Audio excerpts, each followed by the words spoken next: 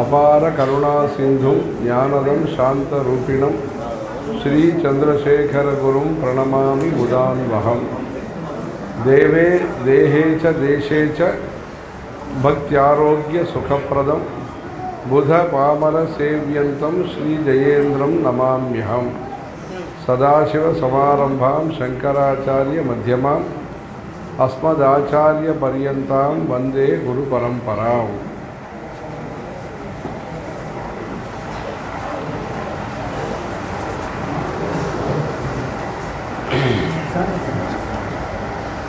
இப்போ திருவானக்காவல்லேருந்து நாங்கள் வந்துட்டுருக்கோம். திருவானக்காவலில் அகிலாண்டேஸ்வரி அம்மன் கோவில் இருக்குது.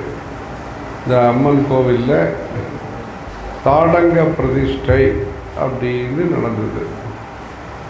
தாட்டங்கம் அப்படின்னு சொன்னால் காதில் போட்டுக்கிற ஆபரணம். அது ஆபரணங்கிறது லௌகிகமாக நம்ம புரியறதுக்காக சொல்கிறோம். அது ஸ்ரீசக்கர ரூபத்தில் தாட்டங்கம் ஆதிசங்கரர் ஸ்தாபித்து அந்த அகிலாண்டேஸ்வரி அம்பாளுக்கு அப்படி பூஜை பண்ண அந்த காலத்திலிருந்து நம்முடைய பெரியவா, அதுக்கு முன்னாடி இருந்த பெரியவா எல்லாருமே அந்த தாடங்கத்தை அப்பப்போ புதுப்பிச்சு ஜீர்ணோத்தாரணம் பண்ணி மறுபடியும் புனப்பிரதிஷ்டா மறுபடியும் பிரதிஷ்டை பண்ணுறது. அந்த மாதிரி புனப்பிரதிஷ்டாங்கிறத நம்முடைய பெரியவா 1923 வருஷம் பண்ணியிருக்கேன். அதுக்கு முன்னாடி அவள் 15 வயசில் இருக்கும்போது 1909 வருஷம் பண்ணி சின்ன வயசில் இங்கேருந்து கலவையிலேருந்து அங்கே போய் கும்பகோணத்துக்கு போய் கும்பகோணத்துலேருந்து திருவானைக்காவலுக்கு அந்த சின்ன வயசில் தாட்டங்க பிரதிஷ்டை பண்ணியிருக்கேன். அதுக்கப்புறமா 92 வருஷம் புது பெரியவா அந்த சமயத்தில் கூட நம்மளும் போயிருந்தோம். அப்போது தாடங்க பிரதிஷ்டை நடந்தது.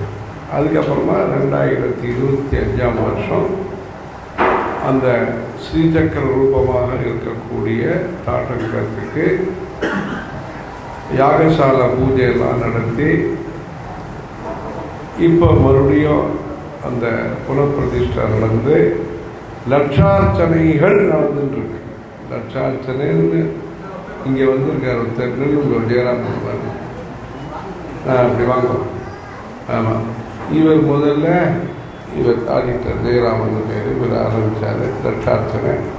அதுக்கப்புறமா இன்னொருத்தர் கண்ணன் ஒருத்தர் நடத்தினார். இன்னொருத்தர் அப்படி ஒருத்தரை லட்சார்ச்சனைகளை நடத்திட்டு இருக்கார். அம்பாளுக்கு லட்சார்ச்சனை குங்குமார்ச்சனை நடந்துட்டுருக்கு அகிலாண்டேஸ்வரி அம்பாளுக்கு. இப்படி அந்த தாடங்க பிரதிஷ்டைக்காக அங்கே போயிட்டு வந்தோம். அங்கே போன இடத்துல நிறைய பாராயணங்கள் நடந்தது. ஸ்ரீவித்யா அம்பாள் சம்பந்தமான பாராயணங்கள், தேவி பாகவதம், லலிதோபாக்கியானம், அந்த மாதிரி அம்பாளுடைய அந்த மகாத்மியம் என்னென்ன இருக்கோ அதுக்கு வேணுங்கிற மாதிரி நிறைய பேர் பாராயணம் உபன்யாசங்கள் எல்லாம். மகாசிவராத்திரி பூஜை நடந்தது. பஞ்சபூத ஸ்தலங்களில் ஒன்று அந்த ஜம்புகேஸ்வரம், அங்கே மடம் இருக்கு, அங்கே நடந்தது. இப்படி அதெல்லாம் கலவை பெரியவாருடைய ஆராதனை. இங்கே மேலே படம்லாம் இருக்கு பாருங்க, அங்கே பெரியவாருக்கு மேலே படம்லாம் இருக்கு. அது பெரியவாருடைய குரு இருக்கார், அவருடைய குரு இருக்கார் சந்திரசேகரேந்திர சரஸ்வதி சுவாமிகள். அவர் பேர் தான் நம்மளுடைய பெரியவாளுக்கு பேர். அவர் தான் இங்கே திண்டிவனம் பக்கத்தில் மயிலம்ங்கிற ஊரில் 1904 வருஷம் சாத்துர்மாசியம் பண்ணார். அங்கே அந்த சமயத்தில் நம்முடைய பெரியவர்கள் திண்டிவனத்தில் இருந்து பாத யாத்திரையாக நடந்து போய் அவரை தரிசனம் பண்ணியிருக்கேன். அதாவது இவர் சின்ன வயசுலேயே அந்த குருவை இவர் தரிசனம் பண்ணியிருக்கார். அது குரு பக்தி இவருக்கு. அதுக்கப்புறமா இவர் ஜெகத்குருவாக நமக்கெல்லாம் ஜெகத்குருவாக இருக்கார். அப்படி அந்த குருவை தரிசனம் அவர் பண்ணியிருக்கார் 1904ஆம் வருஷம்.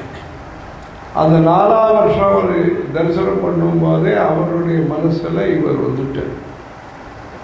அந்த சின்ன வயசு 10 வயசு இருக்கும்போதே 1894ஆம் வருஷம் அவர் பிறந்தது. விழுப்புரம்னு தமிழ்நாட்டில் இருக்கு. அந்த இடத்துல அனுமார் கோவில் தெருவில் சங்கரமடத்தில் இப்போ இருக்கு. இந்த இடத்துல அவர் பிறந்து இப்படி உலகம் முழுக்கவும் பிரசித்தமாக இருக்கக்கூடிய குருவாக அவ்வளவு பெருமையான இடத்தில் நீங்கள் இன்னைக்கு வந்திருக்கீங்க. அந்த அளவுக்கு இந்த விழுப்புரத்துக்கு பெருமை இருக்கு. அப்படி அவருடைய ஆராதனை நடந்தது. குரு மகாதேவேந்திர சரஸ்வதி சுவாமிகள் அவர் யாருன்னா பெரியவாளுடைய பூர்வாசிரமத்தில் பெரியம்மாவுடைய பிள்ளை. அவர் அந்த சுவாமிகள்கிட்ட சந்திரசேகரேந்திர சரஸ்வதி சுவாமிகள் அவர்கிட்ட சுசுரூஷெல்லாம் பண்ணிட்டு இருந்தார். வேதம்லாம் படித்து சுசுரூஷெல்லாம் பண்ணிட்டு இருந்தார். அந்த 2 பெரியவர்களுடைய ஆராதனை விழா திருவானைக்காவலில் நடந்தது. மகாசிவராத்திரி விழா நடந்தது. அங்கேயே பக்கத்தில் 2-3 கோவில்லாம் போயிட்டு வந்தோம். நாகப்பட்டினத்தில் நீலாயுதாட்சி அம்மன் கோவில் கும்பாபிஷேகம் நடந்தது. தஞ்சாவூர் பக்கத்தில் பொன்னை நல்லூர் மாரியம்மன் கோவில், அங்கே தஞ்சாவூர் ராஜா போசலேன்னு இருக்க அவருடைய பொறுப்பில் அரண்மனை தேவஸ்தான கோவில்கள் இருக்கு. 88 கோவில்கள் இருக்கு. அதெல்லாம் தர்மகர்த்தாவாக இருந்து அவர் பொது சேவை பண்ணிட்டு இருக்கார். அதுபோக அவருடைய சொந்த பொறுப்பில் 12 கோவில்கள் இருக்கு. இப்படி 100 கோவில்களுக்கு தர்மகர்த்தாவாக அந்த மாரியம்மன் கோவில் கும்பாபிஷேகம் நடந்தது. அங்கேயும் போய் தரிசனம் பண்ணிட்டு இருந்தோம்.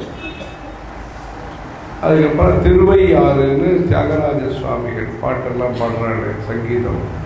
அந்த அவருடைய ஊர். அங்கே ஐயாரப்பன் கோவில், அங்கே பஞ்சாபகேசன் அப்படின்ட்டு சுவாமி. நம்ம அந்த காலத்துல எல்லாம் சுவாமி பேர் வைக்கிறது வழக்கம். சுவாமி பேர், அம்பாள் பேர் எல்லாம். இப்போ எல்லாம் பம்பாய், டெல்லி, அமெரிக்கான்னு போனதுனால அந்த சுவாமி பேரெல்லாம் மறுபடியும் ஞாபகப்படுத்தி புஸ்தகம் போடணும்னு சொல்லியிருக்கோம். அந்த புஸ்தகம்லாம் போட்டால் திருவண்ணாமலையை சேர்ந்தவங்கள்லாம் அந்த காலத்தில் அபிதம் சாம்பாள், அபிதம் உண்ணாமலை, அருணாச்சலேஸ்வரர், மார்கபந்து, மார்க சகாயம், இந்த மாதிரி சுவாமி பேரெல்லாம் வச்சுக்கிறது.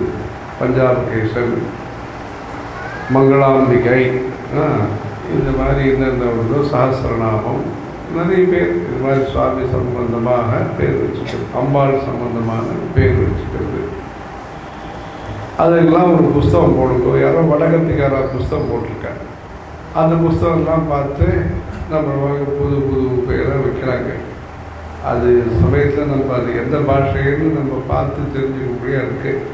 அது ஒரு புதுசாக அர்த்தம்லாம் சொல்கிறாங்க. அவங்க சொல்கிற அர்த்தம் தான் நம்ம அர்த்தமாக எடுத்துக்கிறோங்கிறதுக்கு பழக்கம் இல்லை. அது இல்லை. அதனால நம்ம ஊர் ஜனங்களுக்கு